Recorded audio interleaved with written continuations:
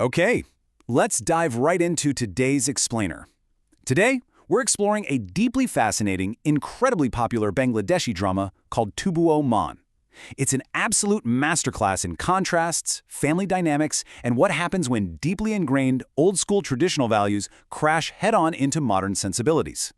We are going to unpack the narrative structure of this whole story, look at the cultural nuances it highlights, and really figure out exactly why it's resonated with so many viewers. So, the crucial starting point for us is this one core question. What happens when a perfectly planned arranged marriage meets a stubbornly independent girl? Because, you see, this is the central cultural clash that drives the entire narrative. On one side, we've got a family attempting to totally engineer the perfect, controllable future for their son. And on the other side, well, we have a young woman who absolutely refuses to be boxed into some traditional stereotype. Let's look at how this incredible tension actually gets set up. All right, let's jump right into Section 1, which is all about the mother's incredibly strict and honestly bizarre conditions. I mean, the sheer absurdity of these matchmaking criteria is just staggering. Tomo's mother isn't simply looking for a life partner for her son who happens to be a software engineer getting ready to move abroad. No, she's essentially trying to order a customized product. She demands a girl who is submissive, gentle, exactly 5 feet 4 inches tall, no more, no less, and holds a master's degree.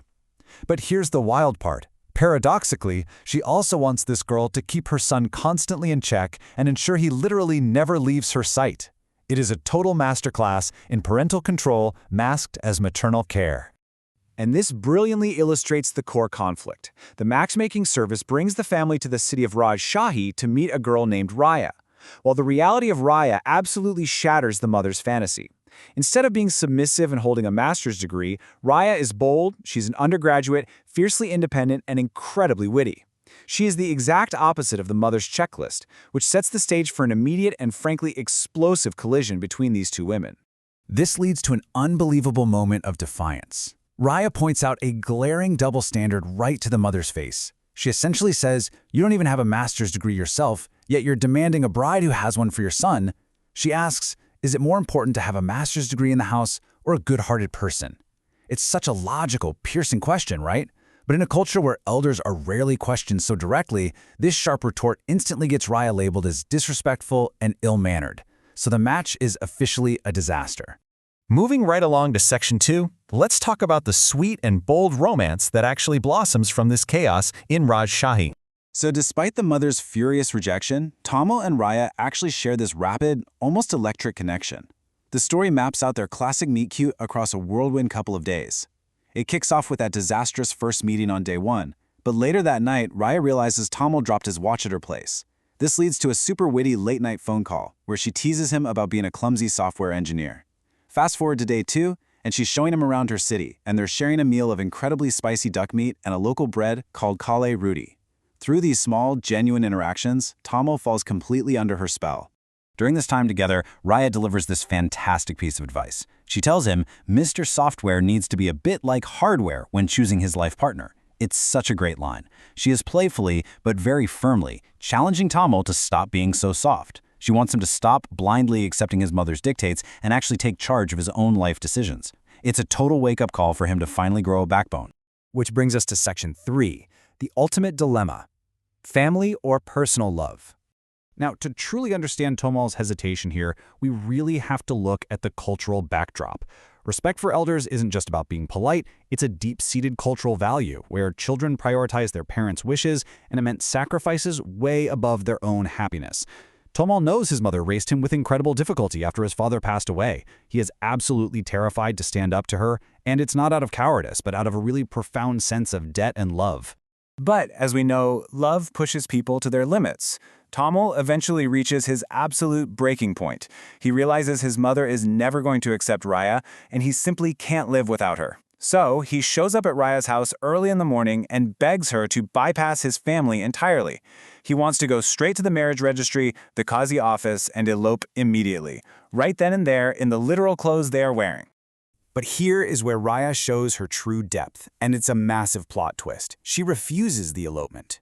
Instead, she goes to Tomo's mother and delivers this heartbreaking truth. She says, if we married today, Tomo might get me, but he would lose his mother, and I never want that.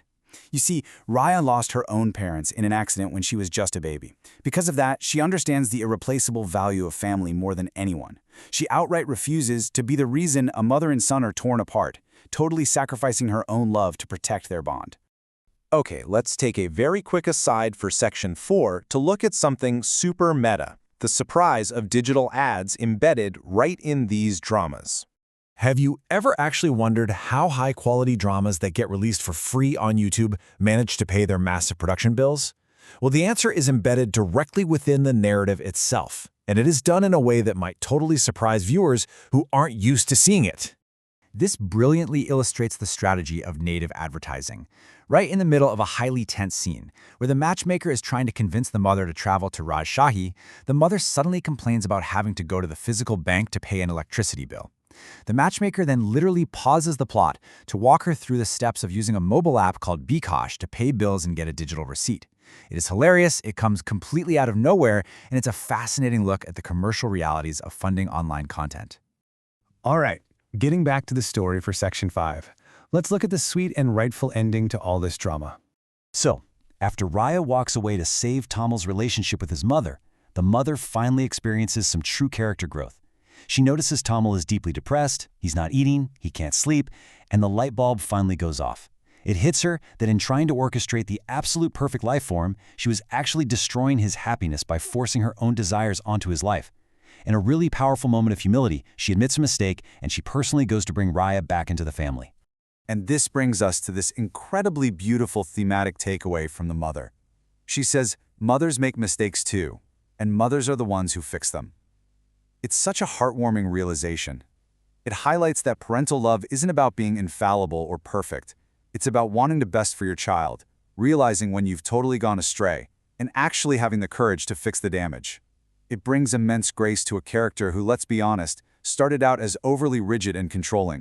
And think back to the number 10. Early in the story, during that first awkward meeting, Tomo joked that Raya was only a 6 out of 10. But by the end of it all, as they are finally united with the family's blessing, he admits she is a perfect 10. She didn't just win his heart. By respecting his family and sacrificing her own desires for his relationship with his mother, she proved herself to be the absolutely perfect addition to their lives. So, as we wrap up this explainer, I really want to leave you all with this thought. We've watched Raya and Tomo navigate an absolute minefield of parental expectations, cultural duties, and their own independent desires. In the clash between traditional expectations and modern independence, how much are you willing to compromise for family? It's a really complex question without any easy answers, but Tobuo shows us that sometimes true strength isn't just about rebelling, it's about having the empathy to bridge the gap. Thank you so much for joining me to explore this incredible story.